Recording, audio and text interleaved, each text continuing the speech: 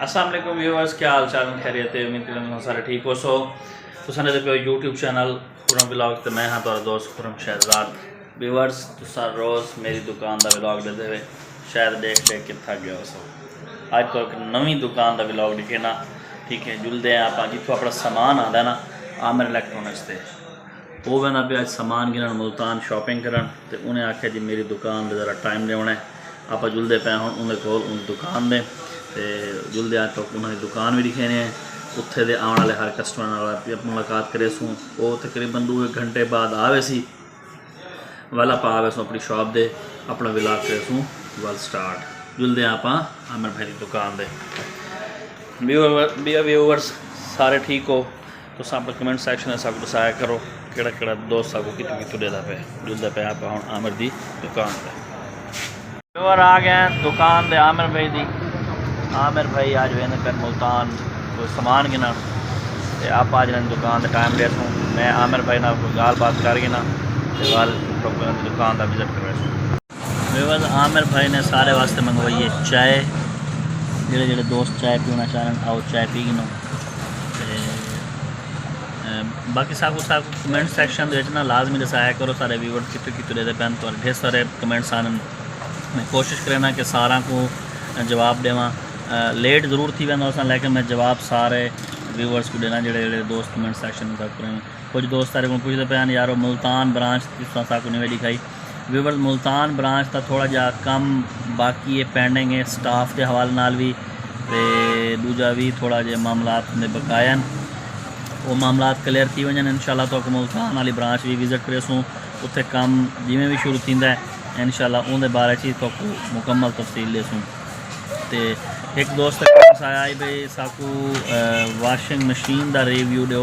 इंशाल्लाह मैं जल्दी दोस्तों को ना रिव्यू वाली सीरीज़ प्लेलिस्ट शुरू करे सा उनके तो सारा को मैं रिव्यूज़ देसा। वाशिंग मशीन दे जितने भी सारे को ब्रांड हो ना उन्हें सारा दे तो मैं रिव्यू देसा एक करके।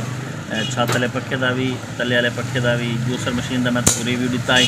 इंशाल्लाह उनका अच्छा फीडबैक है, दोस्तों को काफ़ी रहनुमाई मिली है।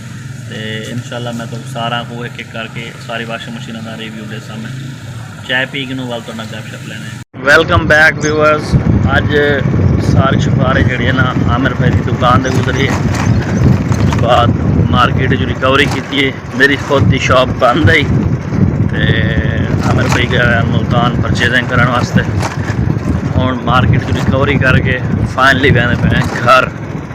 तो नाले गाल शेयर करनी मोटरसाइकिल की मैं एक हफ्ता पहले वीडियो अपलोड की थी, लेकिन वो वीडियो 2 महीने पहले नहीं बनी हुई अपलोड। ई वजह तो ना कर सका मैं जो मेरे को मोबाइल कहना आई, मैं उस टाइम चैनल भी कहना ही बढ़ाया हुआ, वीडियो पहले नहीं बनी हुई। लेकिन वो मोटरसाइकिल ना काफ़ी दोबारा इस्तेमाल की थी 2-2.5 महीने। तो वो मोटरसाइकिल बिल्कुल ख़राब थी गई दोबारा। उनकी अगलियां शाखा तो पिछलियां शाखा लीक थी वो ख़राब थी गई, त्रुट गई शाखा पिछलियां अगलियां लीक थी गई वो भी ख़राब थी गई। लिहाजा असा मोटरसाइकिल को दोबारा नवे सिरे तो रिस्टोर कराने का फैसला किया है। इंशाल्लाह कल नहीं तो हफ्ते वाले दिन असा मोटरसाइकिल को दे आसूँ मैकेनिक को। वो मोटरसाइकिल खोल के पूरी असें को कलर भी कराना दोबारा ओरिजिनल जेन्युइन कलर इंशाल्लाह, और रिस्टोरेशन भी तो सारी दिखे सूँ। इनको उनके हवाले कर आसूँ वो आप इनको दोबारा खुले सी। इंजन का भी थोड़ा जहा कम थी, क्लच प्लेटा का मसला आई, को प्रैशर प्लेटा का मसला आई, वो भी इंशाल्लाह सैट करे सी हो। तो वाला सा तो इंशाल्लाह ज़रूर दिखे सूँ उनकी रिस्टोरेशन मुकम्मल। इंशाल्लाह कल नवे व्लॉग के नाल हाजिर थी सूँ। वो तो नहीं दो इजाज़त फ़ी अमान अल्लाह हाफ़िज़।